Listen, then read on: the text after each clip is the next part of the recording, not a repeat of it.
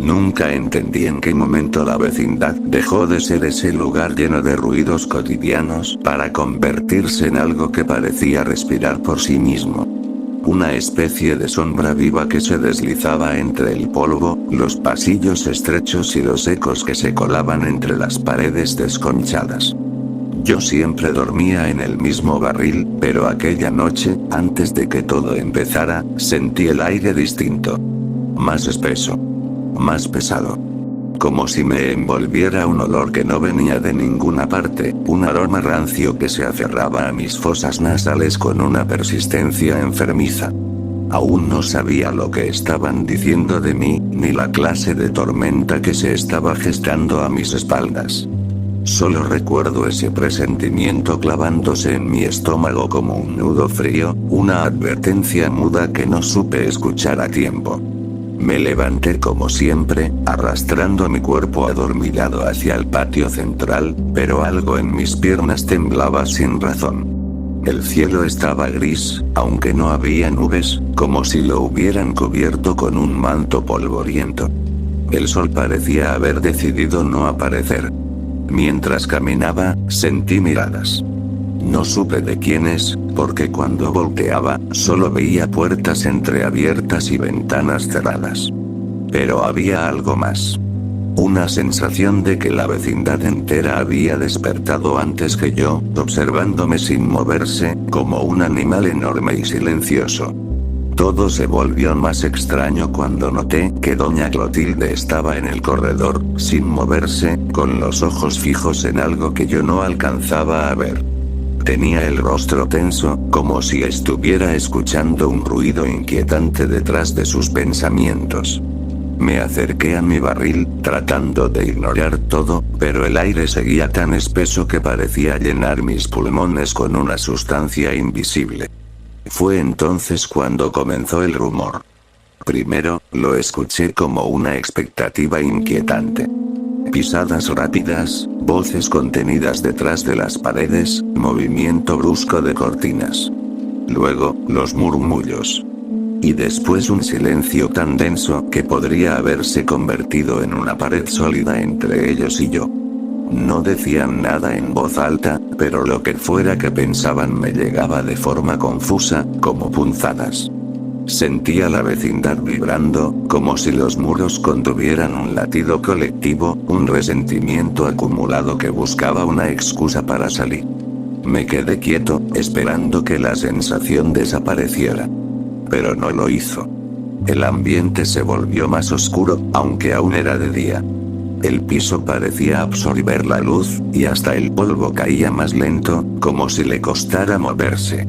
Mis manos comenzaron a sudar, y percibí un temblor en el ambiente. No sé si era la tierra, o si era yo mismo vibrando por dentro. Fue entonces cuando noté algo más. Las puertas empezaron a abrirse una por una, muy lentamente, con crujidos que parecían quejarse del movimiento. Salieron primero don Ramón y doña Florinda. No juntos, pero casi sincronizados, como si hubieran recibido la misma señal. Luego apareció Kiko detrás de ella, con los ojos fijos en el suelo, sin atreverse a levantar la mirada. Más tarde vi al profesor Girafales, rígido, como si el motivo de su visita aquella mañana hubiera desaparecido por completo de su mente. Detrás, el señor Barriga y Ñoño, ambos con el gesto endurecido. Yo no sabía nada. No entendía nada. Pero ellos sí parecían entenderlo todo. Como si hubieran sido convocados por algo más fuerte que la razón, por un impulso incuestionable. El rumor finalmente se volvió palabra. Una sola palabra repetida de boca en boca, aunque pocos la decían directamente. Algunos la susurraban.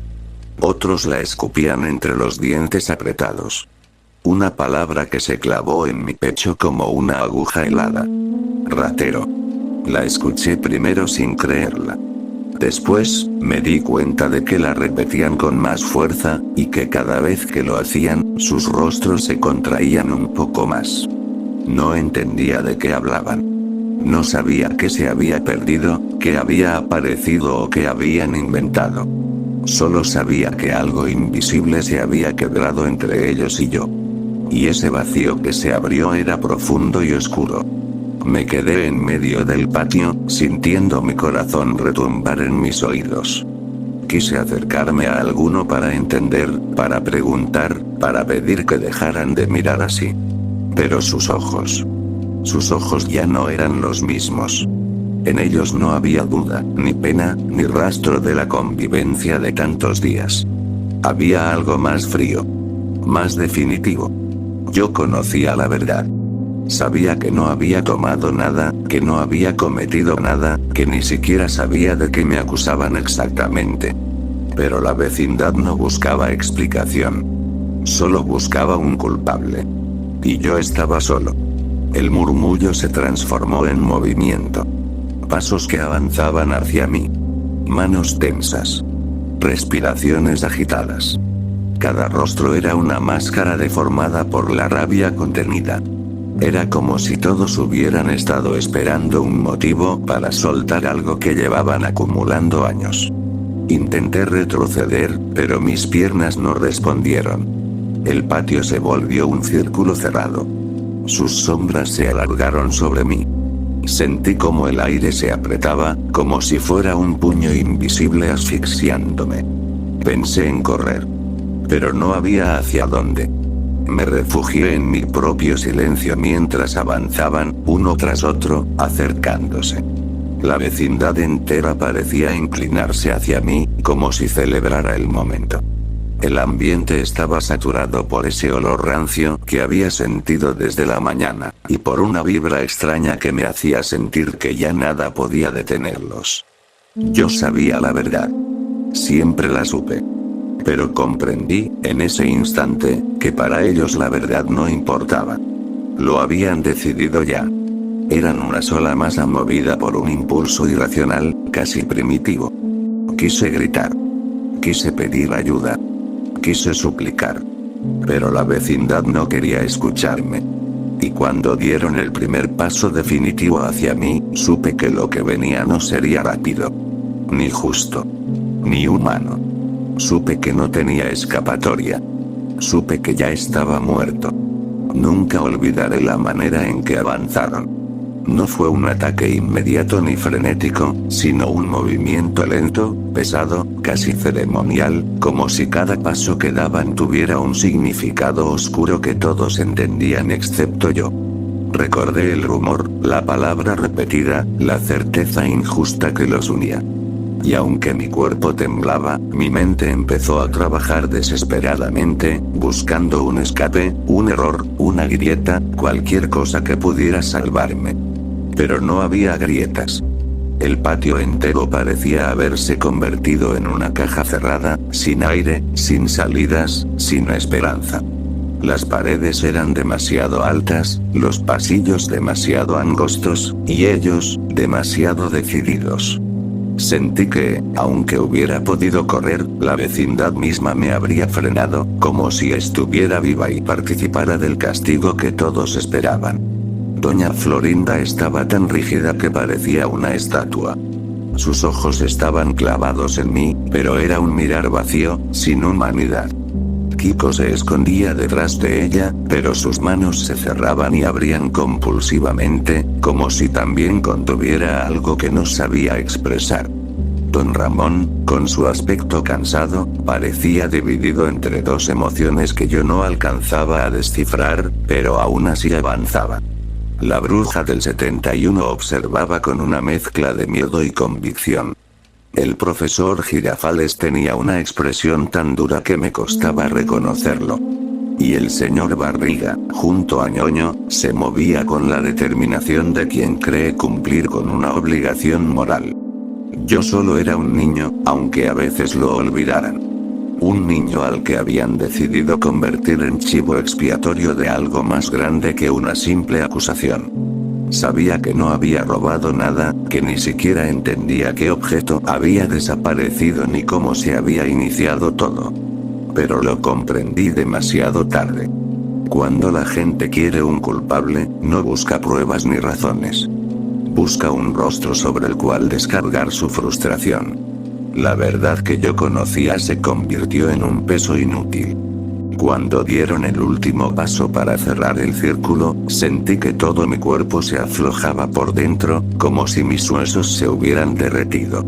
El silencio era absoluto. Ni siquiera los pájaros se atrevían a cantar. Quise retroceder hacia mi barril, como si ese cilindro vacío pudiera ofrecerme alguna protección. Pero alguien bloqueó el camino. No distinguí quién fue. Solo vi una sombra oscura moviéndose frente a mí. Todo se volvió lento, demasiado lento. Cerré los ojos por un segundo, imaginando que, al abrirlos, todo habría sido un mal sueño.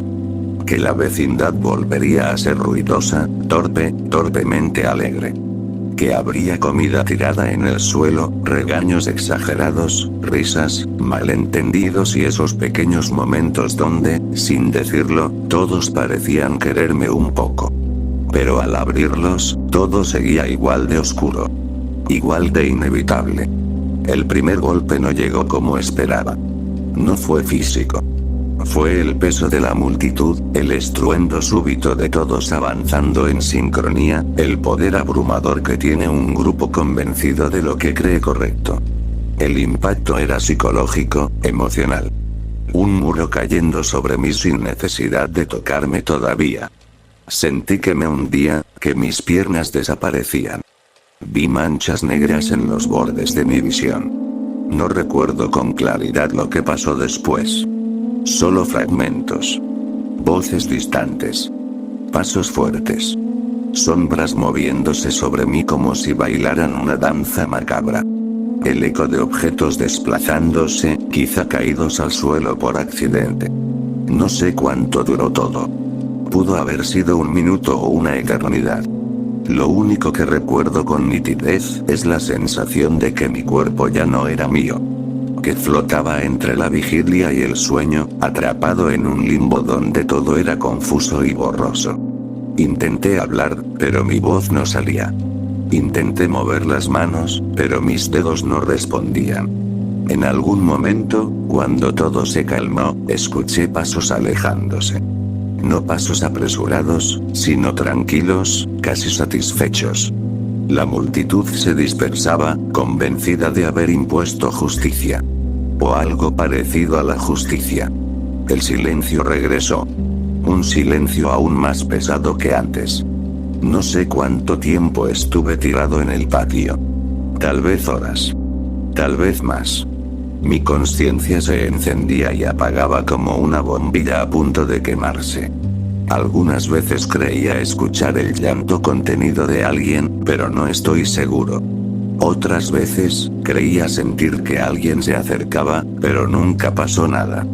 Los pájaros tampoco regresaron. Cuando pude volver a pensar con claridad, ya no sentía dolor. Ni miedo. Solo un vacío extraño en el pecho, como si me hubieran arrancado algo que no sabía que tenía. Intenté levantarme, pero mi cuerpo no reaccionó. Comprendí que ya no estaba en ese patio de la forma en que solía estar. Algo había cambiado para siempre. Y mientras intentaba entender, lo vi. Vi mi propio cuerpo, inmóvil en medio del patio, rodeado por el polvo que se acumulaba sin prisa. La ropa sucia. El cabello revuelto. Los ojos cerrados. Un niño que alguna vez fui y que ya no era. Entonces lo entendí todo. Yo ya no pertenecía allí. La vecindad había decidido mi destino.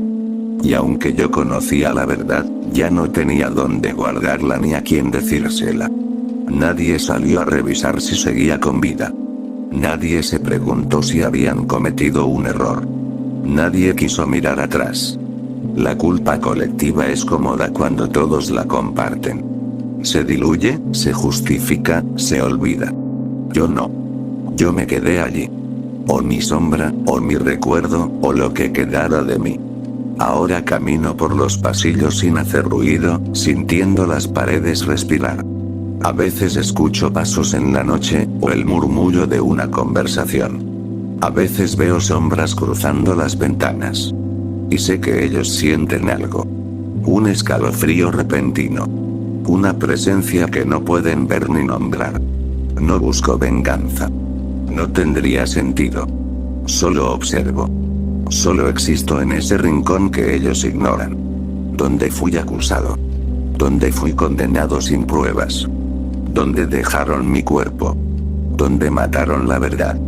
Y sé que algún día, cuando la culpa les pese demasiado, cuando el silencio se vuelva insoportable, cuando miren hacia el patio y sientan que alguien los está observando, sabrán que no están solos. Sabrán que sigo allí. Sabrán que jamás me fui.